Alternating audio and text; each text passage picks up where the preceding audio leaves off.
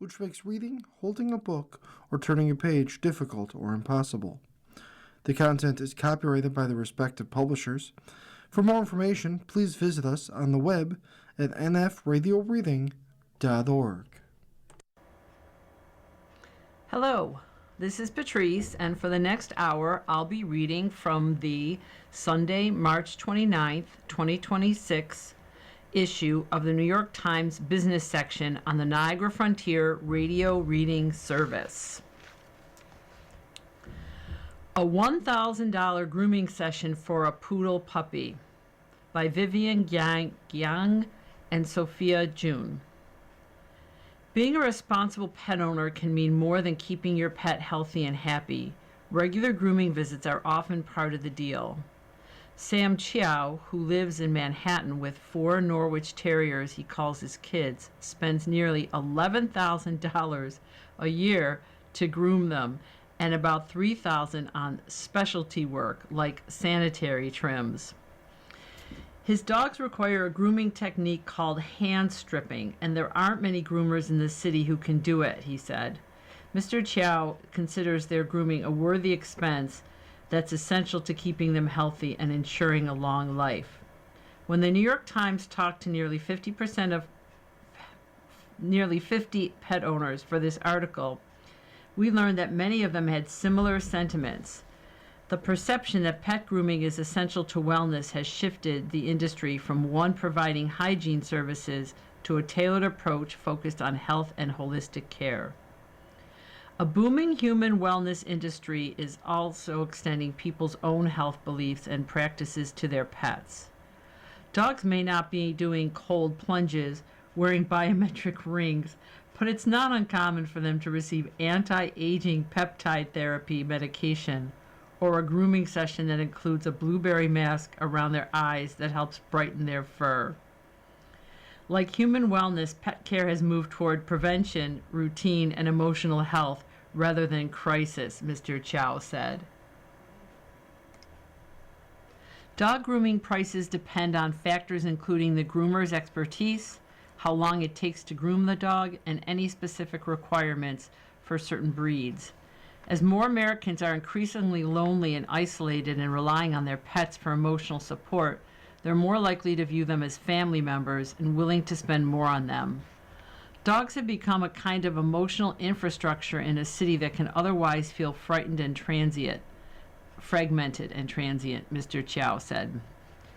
Businesses and investors are paying attention. The pet grooming industry is expected to reach $19.5 billion this year and $46.7 billion by 2036, according to a report published in February by Future Market Insights, a market research and consultancy. A 10-hour appointment. Jane Lauder, heiress to the Estee Lauder companies, joined the pet wellness industry last year when she started a venture fund, TAW Ventures, named after her tiny golden doodle, Thaddeus Alistair Warsh. When I left my full-time job at Estee Lauder, I decided to follow my passion of really raising the bar in the pet industry and really focusing on pet health and wellness and longevity, she said. The goal, she added, is figuring out a way to create the trust and transparency for pets that we've come to expect in our own beauty, health, and wellness world. Longevity is on pet owners' minds, she said, adding that she thinks artificial intelligence is going to help people better understand their pets' health issues. As industry continues to evolve, prices are expected to increase at salons, mobile pet grooming services, and veterinary clinics that offer grooming services. Ruth Zaplin, who lives in Washington, D.C., spends $500 to $700 every month to get her 1-year-old poodle, Jasper, groomed. His haircuts cost more than mine, she said. Ms. Zaplin takes him to Chi-Chi's grooming spa, which she calls the fancy groomer in D.C. She is worried that the sessions might become a challenge financially once she retires, but she goes to Chi-Chi's because the groomer uses clippers to groom Jasper by hand. She really puts in the hours, she said of the groomer, noting that Jasper's last appointment took 10 hours. The session cost her $1,000. Not everyone can afford these prices. Some owners are learning how to groom their dogs themselves or perform DIY maintenance grooms between professional ones. Paul Laundraville of Greensboro, North Carolina, got Oliver, a Cocker Spaniel, a few years after he retired. He also got an electric clipper that attached to a vacuum cleaner. This dog is a freak of nature in the fact that it's stunning how much fur he can produce, he said. If I had to pay for grooming, I would have to live under a bridge. Some dog owners said they had crossed international borders to save money on grooming. Nicole Eaton of Provincetown, Rhode Island, spent $750 to take Charlie, her poodle mix, to Serbia, where she and her husband spend the summers. They make up the cost with cheap grooming, about $20, and professional teeth cleaning, about $100 with anesthesia. Alan Bateman, who lives in San Diego, until recently spent $140 every 6 to 8 weeks for a buzz cut and a nail trim for his 8-year-old golden doodle, Thiago. Because prices kept rising, Mr. Bateman started taking Thiago to Tijuana, Mexico for grooming as well as vet care. Now he spends less than $40 on Thiago's grooming session, which includes a cut, a nail trim, and ear cleaning. It's not a hassle, he said. I drive across the border in my car. Others are cutting down on their own salon visits, pushing back hair and nail appointments, or giving up small indulgences. I used to get my eyebrows laminated, said Michelle Marks, who lives in Brooklyn with Baldwin, her Legato Romagnola, a rare breed traditionally raised to hunt truffles. I've had to forego some of my own grooming for his grooming. This article continues on quite a bit more. If you'd like to have the entire article read to you, please call,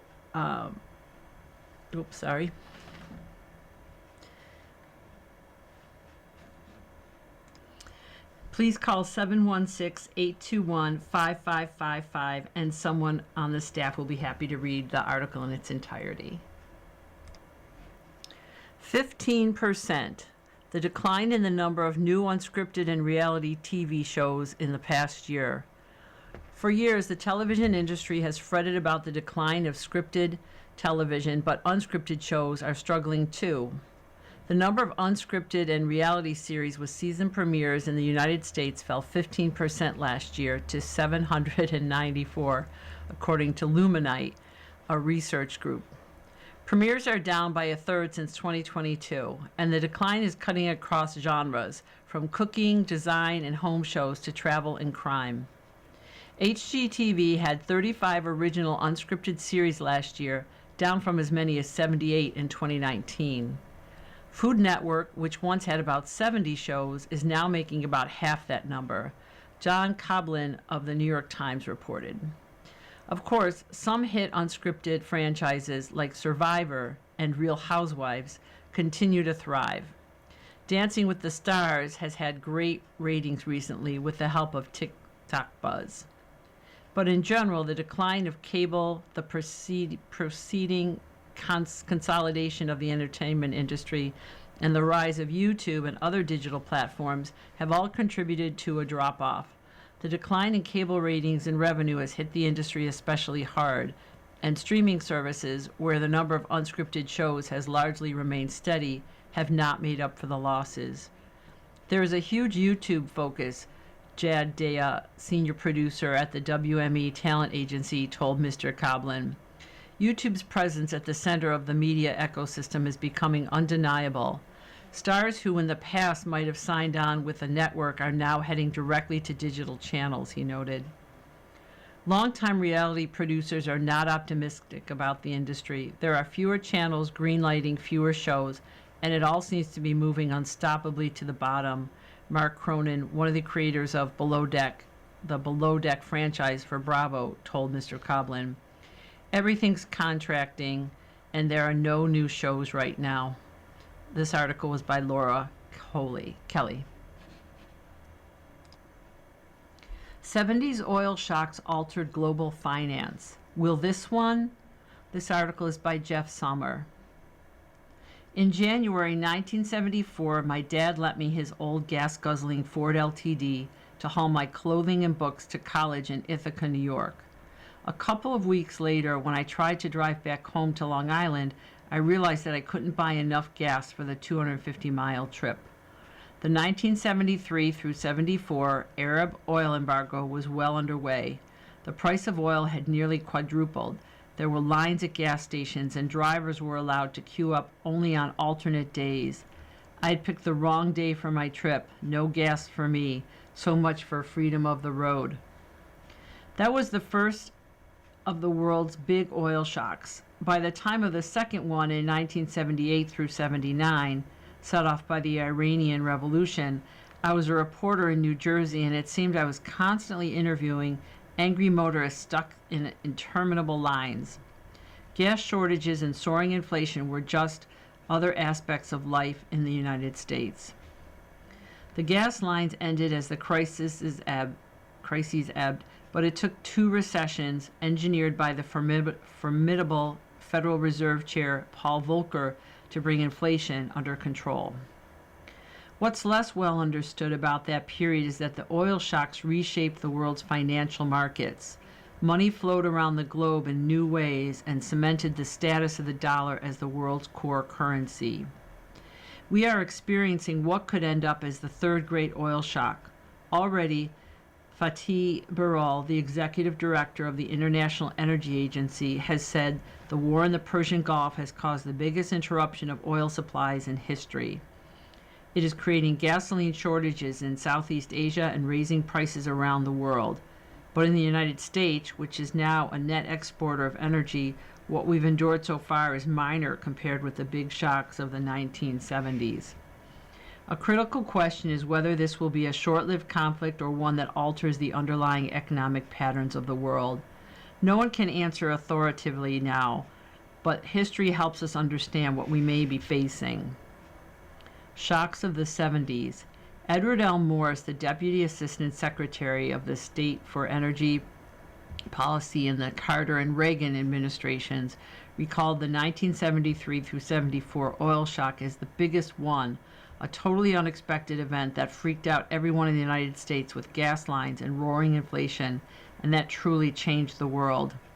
That's probably the most significant event in triggering a structural change in the nature of the international energy sector that I've experienced, he said. The 1978 through 79 shock was, in retrospect, a continuation of the first disruption, he said, extending inflation-inducing shifts in power and money from the transnational corporations to oil-producing states. Because it involved Iran, the fall of the Shah, a revolution, a hostage crisis, and an abrupt shortage in oil from the Gulf, it can be seen as a harbinger of the current war. The two earlier oil shocks shifted the terms of world trade sharply against the U.S. consumers, who had to pay much higher prices. Yet improbably, the crises left the United States at the fulcrum of world trade and finances. The dollar ended up more important than ever, Mr. Morse said. During the 1973 through 74 shock, oil-producing countries that had banded together as the Organization of Petroleum Exporting Countries, or OPEC, rose rapidly in power. That came at the expense of the multinational oil companies that had ruled the global oil universe for decades before 1973. Among their successors are ExxonMobil, Chevron, Shell, and BP, which remain formidable moneymakers but have lost control of global oil prices. After the 1973 through 74 embargo, energy prices remained high. Consumers in countries like the United States were strapped, while the oil producers were rolling in wealth. A new term became popular, petrodollars, for the hordes of offshore dollars that oil states possessed.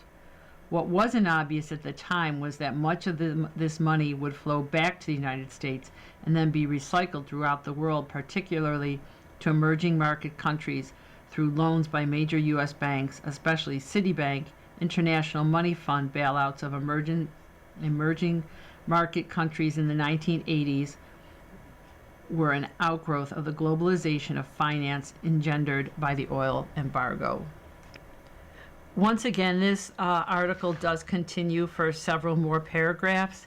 If you would like you can call a member of staff to read the entire article. That number would be 716-821-5555.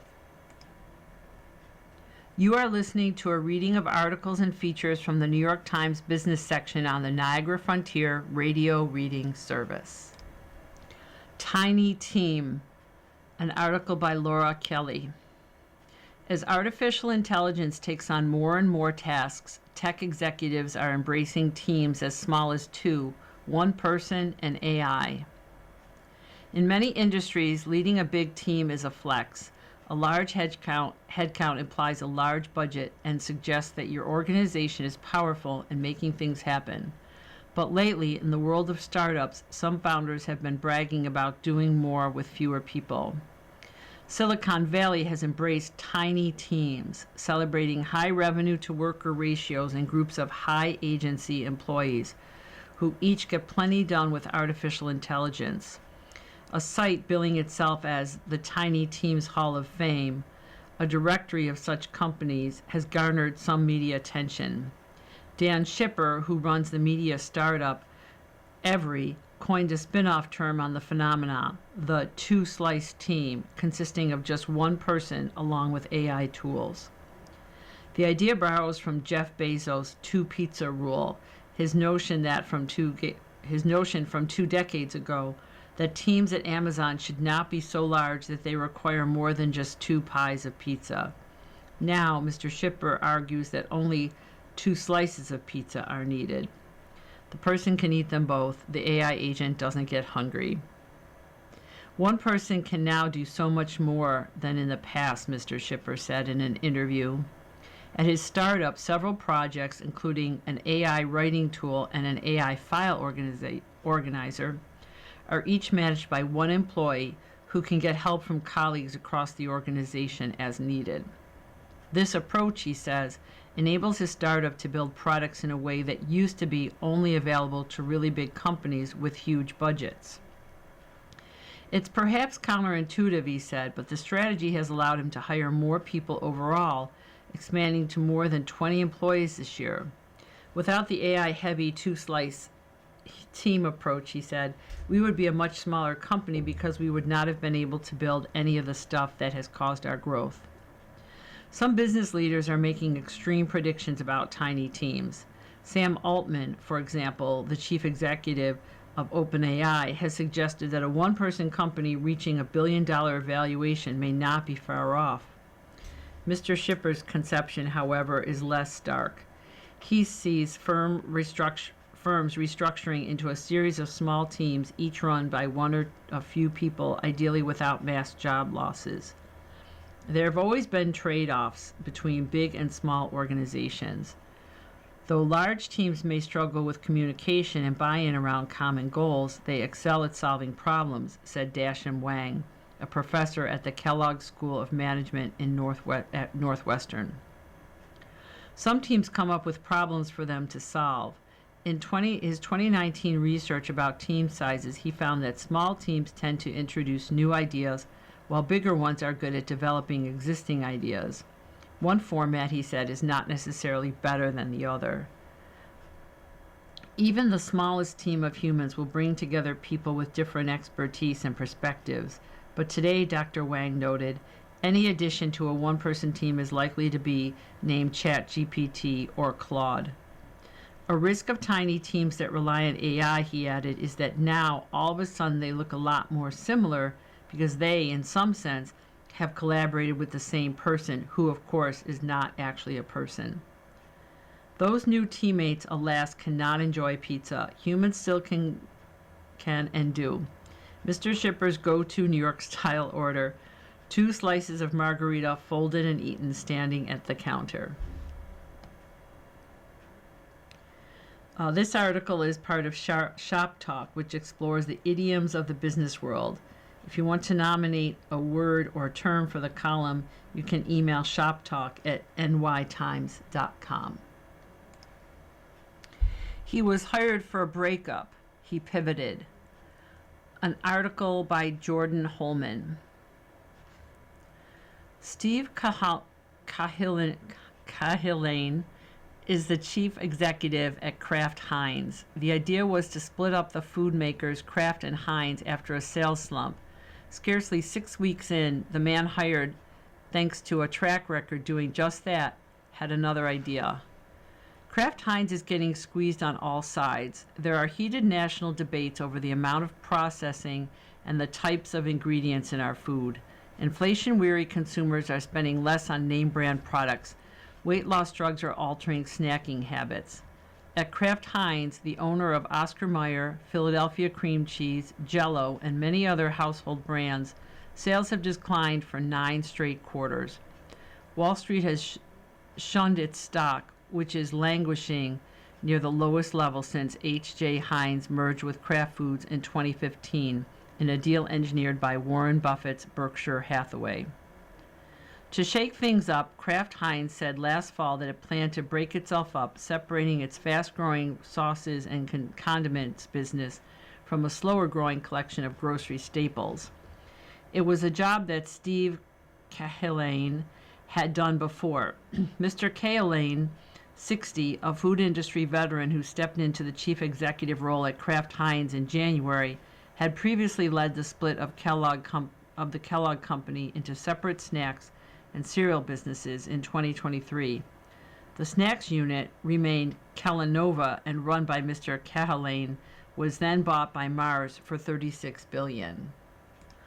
But less than 6 weeks into the job, Mr. Cahillane put Kraft Heinz breakup plans on hold, redirecting the company's 35,000 employees to a new mission. He said the brands were fixable. In a recent interview at the Chicago boardroom where Mr. Cahillane persuaded the Kraft Heinz boards to rethink the split, he explained how he planned to bring the company back to growth. Paraphernalia celebrating brands like Kool-Aid, Capri Sun, and Heinz Ketchup lined the walls. The company's mainstay brands have instant name recognition among consumers, often established at a young age. But nostalgia alone does not drive sales. You might want to buy the t-shirt but not the product, Mr. Cahillane said. We need them to do both. And like any other chief executive trying to run a global business right now, Mr. Cahillane also faces ever-shifting tariff policies and the daunting geopolitical risks arising from the war in Iran. This interview was edited and condensed. Question: you were hired to do one job, oversee a split of the company. Tell me about what you saw when you arrived that made you think that wasn't the best way to go. His answer: the business wasn't as strong as it needed to be to have a successful separation. Do we separate and then have potentially 2 companies that are not as strong as we would like them to be? Or do we fix the business and then we have options to separate in the future? It was clearly a better decision to keep it together and fix it and to start to look for those areas where the scale of what we have is an advantage. Question: have you done anything like that before? His answer: I've taken lots of big decisions before. The one at Kellogg to spin off the North American cereal business was monumental, telling your board that Mr. Kellogg's crown jewels were going somewhere else. Question: how did you make the case for the Kraft Heinz board? It was a bit like being a prosecutor in a courtroom. I made the case for why this was the best answer. I've been around for a long time, so it would be easy to think that my bias would be to separate because that's what I had just done. I think the fact that I came to a different conclusion was credible because of that. The board was all ears. We had a very vigorous discussion. Question: Warren Buffett had said that he didn't like the idea of separating the company. Did you call him when you were deciding what to do? His answer: I called Greg Abel. Greg and I started our jobs on the same day. He took over as CEO of Berkshire Hathaway on January 1. I had discussions with Greg when I was entirely committed to doing the separation. Then I let him know when I had come to the conclusion that we were not going to separate. Question: given worries about affordability, consumers have shifted to cheaper store brands. Do you see that as a response to inflation, or as Kraft Heinz falling behind on recognizing consumer habits? Answer: I think we fell behind. That's been well documented over the last 10 years. When the 2 companies came together, there was a lot of cost cutting. There was a lot of focus on financial engineering and profits and not enough focus on the consumer and reinvesting. There's no such thing as a forever brand. This is another really long story, as so many of them are today. If you would like to hear this article in its entirety, please call 716-821-5555 and a member of our staff will read it to you. The economics of degrees have changed. College graduates are mired in debt with no path to jobs suiting their credentials. This article is by Noam Scheiber. Political observers on the left and right had very different views on whether Zoran Mandami would be a good mayor of New York City. But one thing they agreed on was why so many young college graduates supported the self-proclaimed democratic socialist. As Peter Thiel, the venture capitalist and Trump backer, put it in an interview with the Free Press after last fall's election, too many people graduate from college with useless degrees, sky-high debt, and long odds of owning a home. The graduates saw Mandani as a solution to these problems. If you proletarianize the young people, Mr. Thiel said, you shouldn't be surprised if they eventually become communist.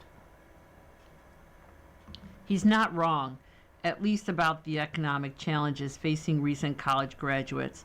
Student debt has escalated over the past few decades, while housing is increasingly inaccessible for young Americans, especially in the high-priced areas like New York and San Francisco. Perhaps most alarmingly, recent college graduates are having a harder time finding work. From 1990 to 2018, it was almost unheard of for the unemployment rate of recent college graduates to exceed the country's overall rate, but that has been the case for 5 straight years. It appears that the white-collar job market will continue to soften this year, and almost all of these problems precede the impact of artificial intelligence, which is still in the early stages of devouring human labor. As a result, poll after poll shows that college graduates are unusually dour. In surveys by the University of Michigan dating back to the 1960s, the college-educated had never been more downbeat about economic conditions than over the past 4 years. Gallup recently found that the portion of college graduates who thought it was a good time to find a quality job was a mere 19%, down from over 70% in 2022. Of course, the economic turmoil of the past decade or two has taken a toll on millions of Americans. Most of them lacked degrees, and many fared even worse financially than the college-educated. But for young college graduates, extended bouts of unemployment or long periods stuck in a low-paying job that didn't make use of their degree upended the entire picture of adulthood they had been taught to expect. In effect, a gap has opened up between the life that many graduates believe they had been promised and their actual prospects, and they're seething about it. College admissions arms race. For people in their 20s and early 30s, those expectations were forged as early as elementary school, when college for all became a national obsession, the way every American could achieve middle-class affluence. One of the country's largest charter school networks, KIPP, helped popularize the mantra, college starts in kindergarten, after it was founded in 1994, not long before this cohort was in fact entering kindergarten. Presidents reminded families that the return on a college investment was nearly double that of the stock market, Bill Clinton, and that college was no longer a luxury but an economic imperative, Barack Obama.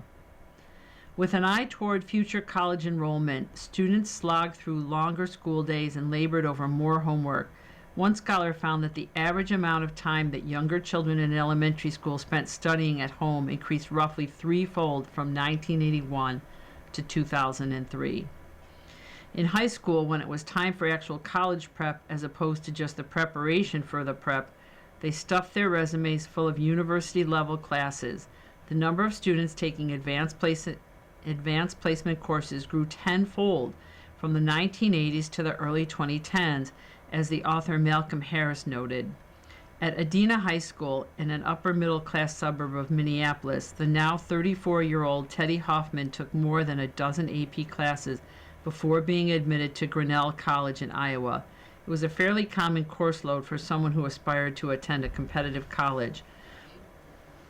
And it wasn't just affluent white students who became foot soldiers in the college admissions arm race. At the Baltimore County High School that Chaya Barrett, now 32, attended, students were tracked into classes where they studied vocabulary words and took practice SATs so that no manner of test question would faze them.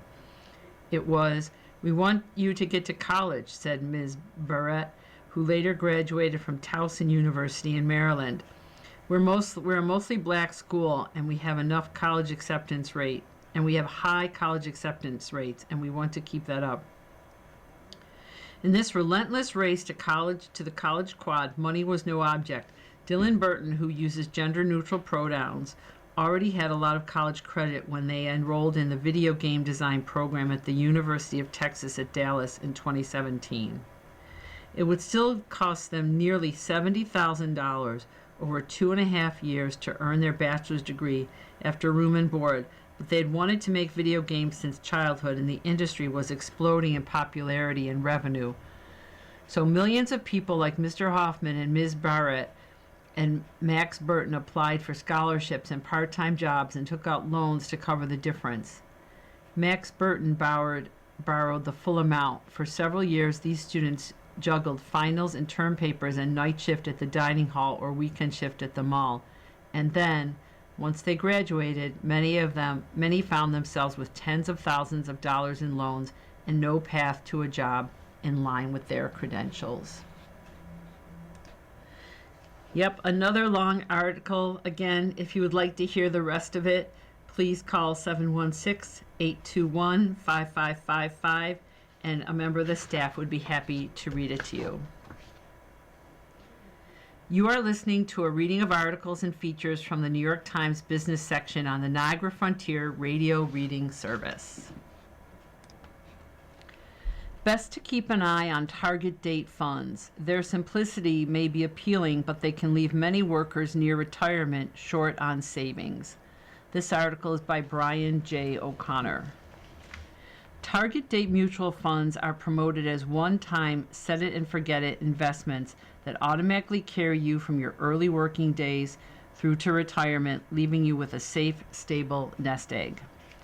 The key feature of the funds is that they gradually move from an aggressive mix of assets that aim for growth during the investor's working years to a more conservative, less volatile mix as the investor nears retirement, the fund's target date. There's no rebalancing, no funds to choose, and no decisions to make. All the investor needs to do is make deposits. The fund's selling point is that they're easy, too easy, according to many financial experts who say that the funds can be either too risky or too conservative, and that they lull workers into thinking they're fully prepared for retirement, even when they aren't saving enough. Baby boomers in the target date funds are in jeopardy of losing their lifetime savings, said Ron Sears, president of the pension consultancy Target Date Solutions of San Clemente, California. The typical fund is mostly invested in risky assets at retirement, he said, and people in those funds won't know that until the stock market crashes. A big part of the 401k plans. Target date funds debuted in the mid-1990s but became much more popular after the Pension Protection Act of 2006 allowed employers to automatically enroll new workers in 401k retirement accounts. The funds are federally approved as safe default investments. As a result, assets in the funds mushroomed to more than $4 trillion in 2024 from $408 billion in 2010, according to the investment company Institute.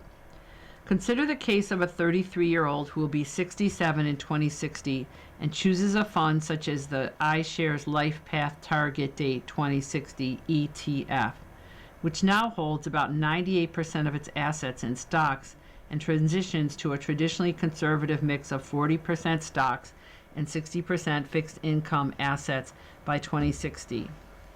Other funds arrive at their target date holding as much as 60% of their assets in stocks. Either one of these final mixes means the fund could take a hit during a big market drop. Even with the recent decline during the war in Iran, stock markets remain near record highs, and with 4.1 million baby boomers set to reach retirement age this year, The asset mix of target date funds looks increasingly dangerous. Potential bumps in the road. It comes down to what fund managers call the glide path, the fixed timeline that determines how and when the asset mix changes. Besides the risk that funds may hold too much stock when someone retires, which could expose retirees to market downturns, the fixed glide path can limit gains for investors, experts say. By hewing to a formula set by the fund company, fund managers may be forced to buy assets when prices are high or sell when prices are low. The result can be a fund that underperforms its benchmark or a low-cost ETF that tracks the S&P 500 or another established index. The fund managers have their hands tied, said Michael Cruz, Chief Executive of North Texas Wealth Management in Allen, Texas. They can't say, hey, this stuff doesn't make sense right now. This is the time to pull back on risk. Investor confusion. A bigger problem with target date funds is that many investors don't know how they work. A 2025 survey for American Century Investments of 1,500 people in workplace retirement plans found 34% thought target date funds guaranteed they wouldn't lose money. Nearly 40% didn't know they were invested in target date funds or thought their employer's plan didn't offer them. 37% said they simply didn't understand target date funds. The survey also found that 45% of those investors would be uncomfortable if their target date fund lost more than 10% in the 5 years before retirement. However, these funds posted just such losses during earlier downturns. In February and March of 2020, early in the COVID-19 pandemic, funds with the 2020 target dates from Vanguard, Fidelity, American Funds, and T. Rowe Price fell by 17% to 24%. From 2007 to 2009, similar funds with a 2010 target date fell more than 40% during the Great Recession. A retiree starting fund withdrawals at that time may have found losses big enough to risk running out of money during retirement. These funds set up more expectations that I cannot look at my investments and I'll be okay, said David Mara, Chief Investment Officers of Markin Asset Management in Rye, New York. That's a dangerous expectation.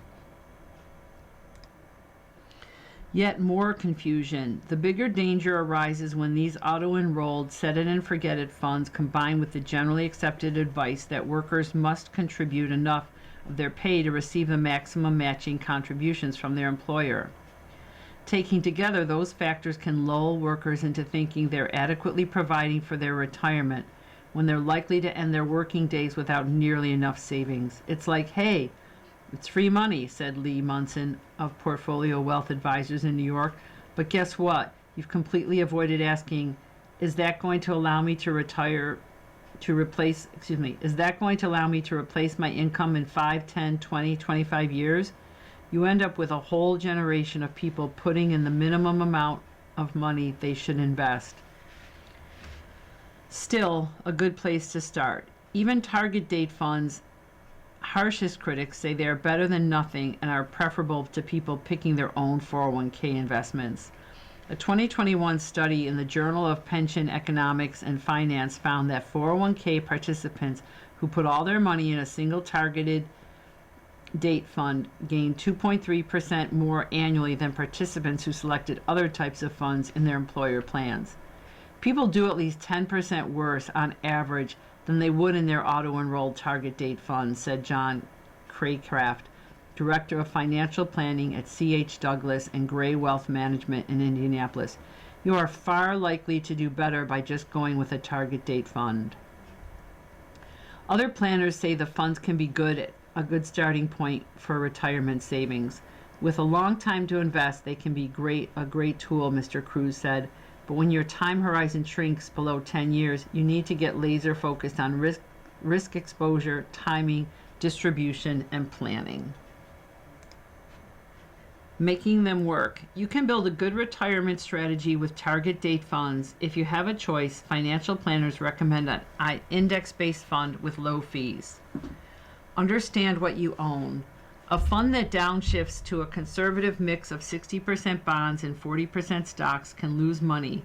In your pre-retirement years, consider moving some of the holdings to a money market fund or other cash equivalent to avoid selling at a loss if the market swoons when you retire.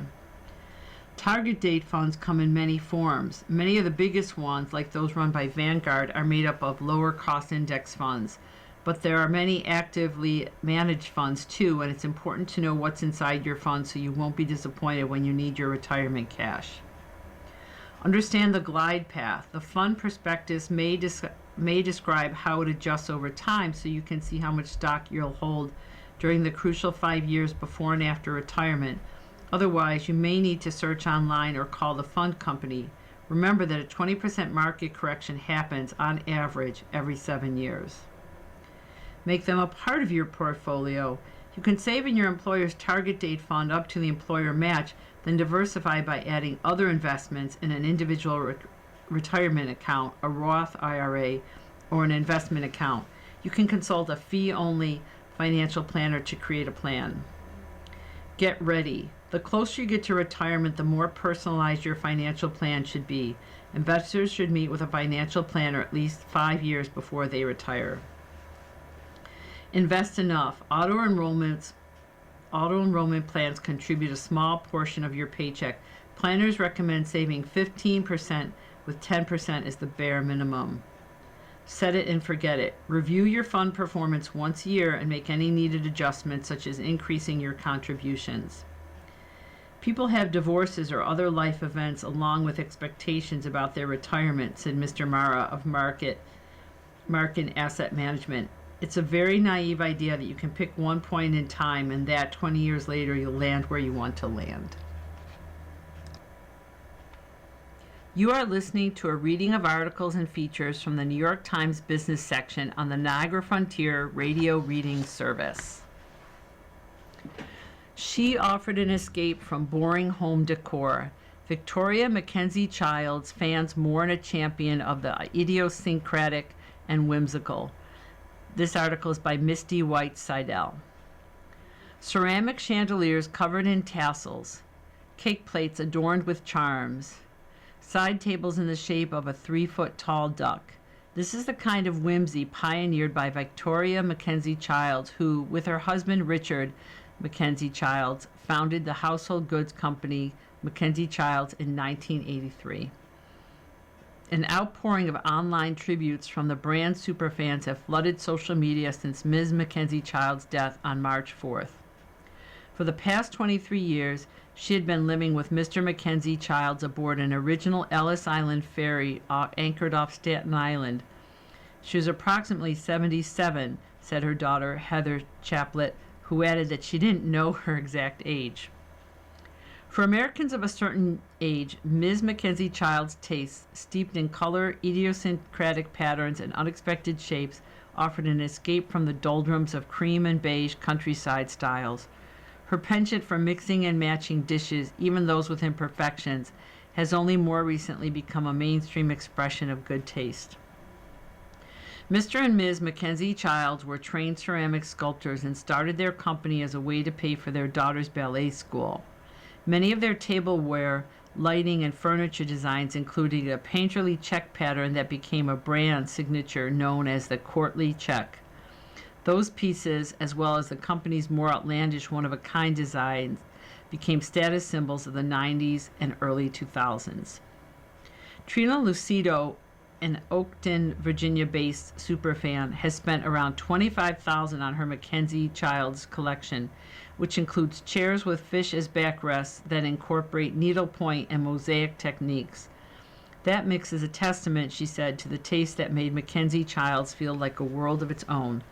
Ms. Lucido, 61, an artist, first encountered Mackenzie Childs at Bergdorf Goodman, which began stacking the brand early on, eventually giving it its own room on the home decor floor. Ms. Mackenzie Childs would often make personal appearances at stores like Neiman Marcus in her everyday look, multicolor hair and Victorian-inspired clothing that she made herself.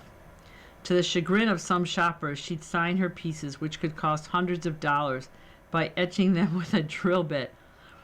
Others would encounter Ms. Mackenzie Childs at the company's widely popular barn sales in its headquarters in Aurora, New York, a tradition the brand maintains today. At its height, Mackenzie Childs was such a national sensation, according to Gail Riggs, a fan and family therapist in Rochester, New York, that the company was stocked in shops along the country's priciest retail drags, and in 1993 it opened its own boutique on Madison Avenue in Manhattan.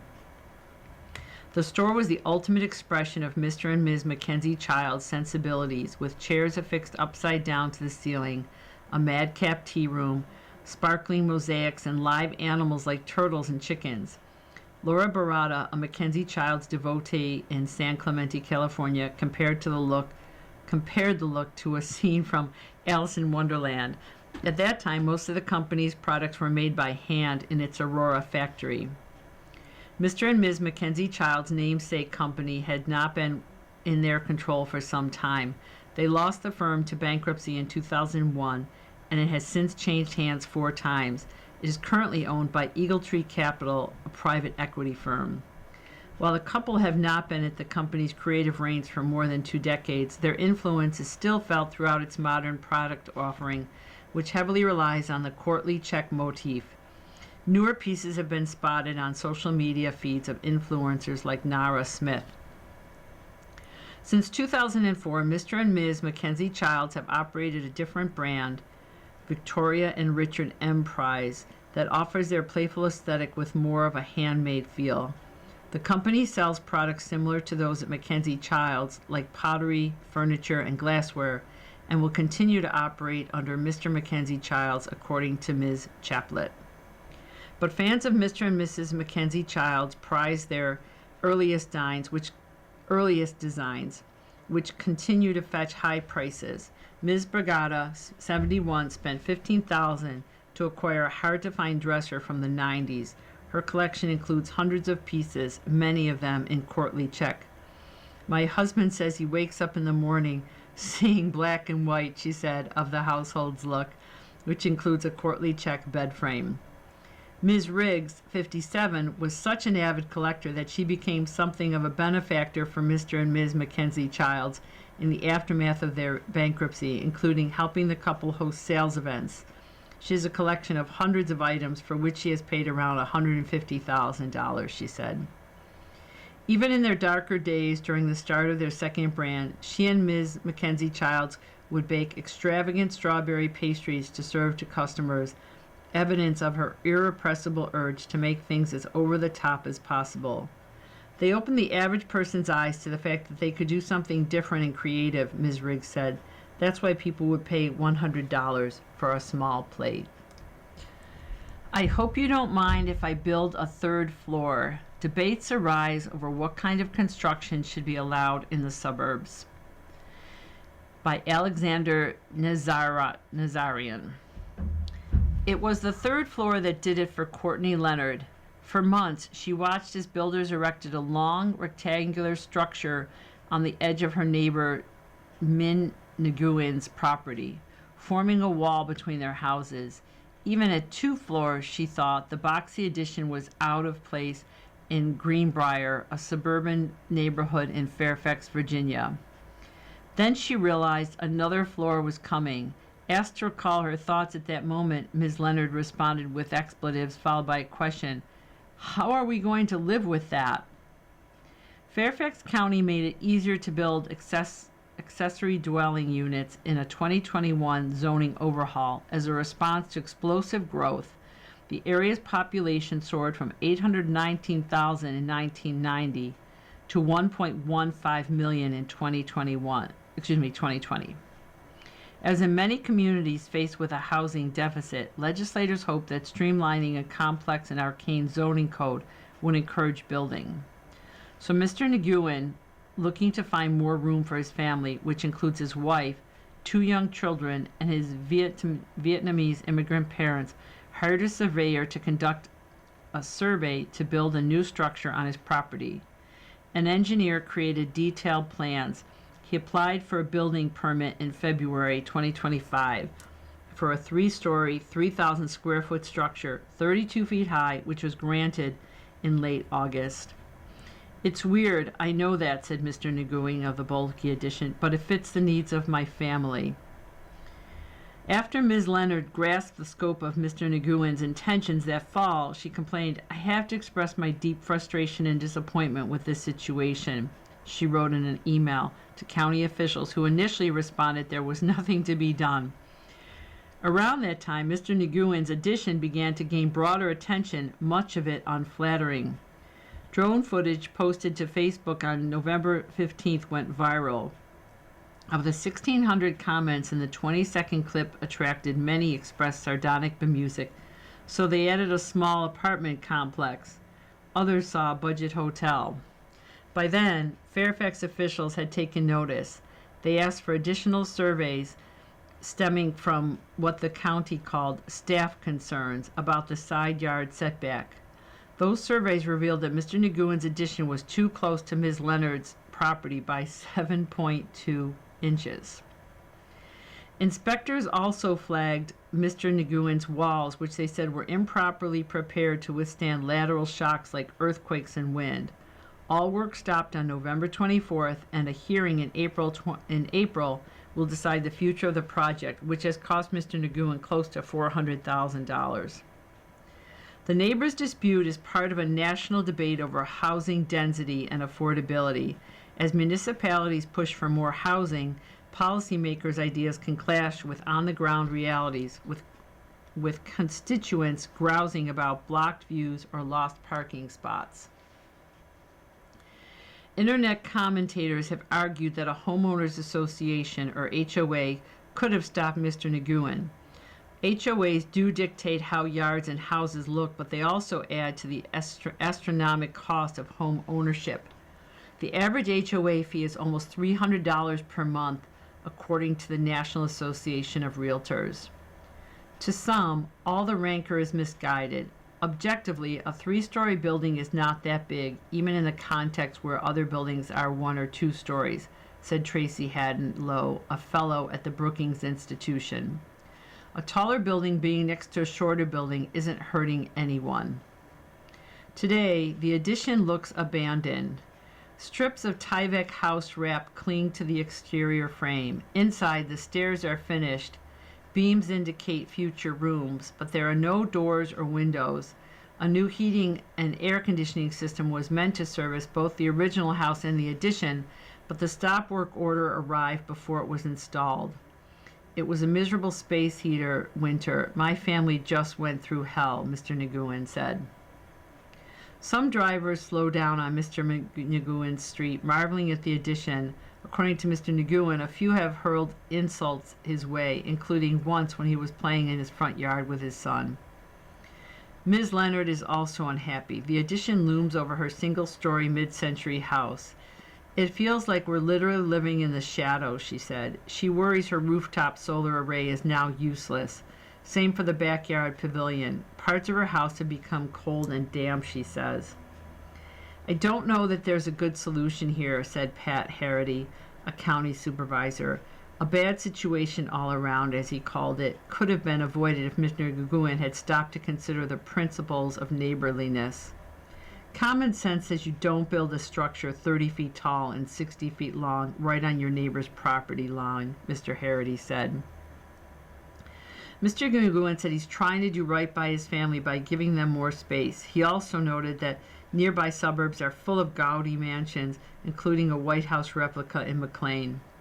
"I feel right now everybody is against me," Mr. Nguyen said. Still, he and Ms. Leonard say they have no animosity toward each other. If never friends, they remain friendly. Mr. Nguyen filed an appeal. The time to reject his plans, he argued, was when he submitted them in 2025. On that, at least, he and Ms. Leonard agree. "I certainly place some blame on the county for allowing it to go this far," she said.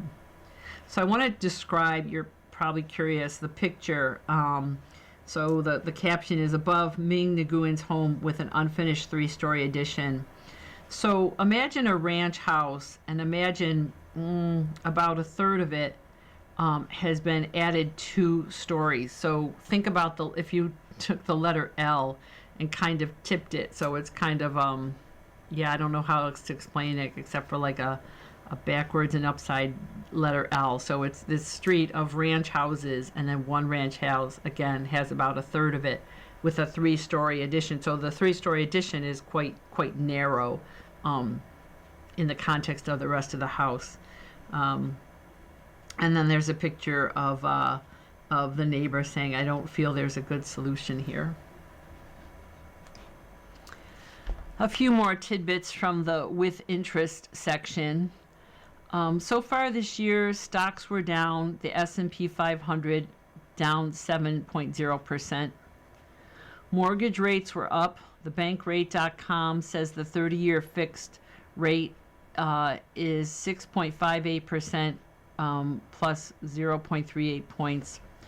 Jobless claims were down in a 4-week moving average by 3.9%. A couple of outstanding quotes from this edition. This is the first time in history a jury has heard testimony by executives and seen internal documents that we believe prove these companies chose profits over children. That by Joseph Van Zant, a lawyer for a 20-year-old woman who sued Meta and YouTube on the jury's finding that the companies created addictive products. When you have 40% of your workforce not showing up, you're in trouble. That quote by Johnny Jones, the Secretary and Treasurer of the American Federation of Government Employees Council 100, the union that represents about 4,500 TSA officers in Texas. Prices rise like a rocket, fall like a feather. That quote by Mark Zandi, the chief economist for Moody's Analytics, citing an adage in the energy industry. And I'll just read the quote from the last page of this section. Reporting from 50 states and 150 countries, bringing expertise to important stories, pursuing the truth under pressure, following the facts wherever they lead, fighting for the public's right to know. And that's by the New York Times. You've been listening to a reading of articles and features from the Sunday, March 29th, 2026 issue of the New York Times business section. We read from the New York Times. We read from the New York Times business section every Thursday at 11 a.m. Your reader has been Patrice. It's been my pleasure to read. Thank you for listening.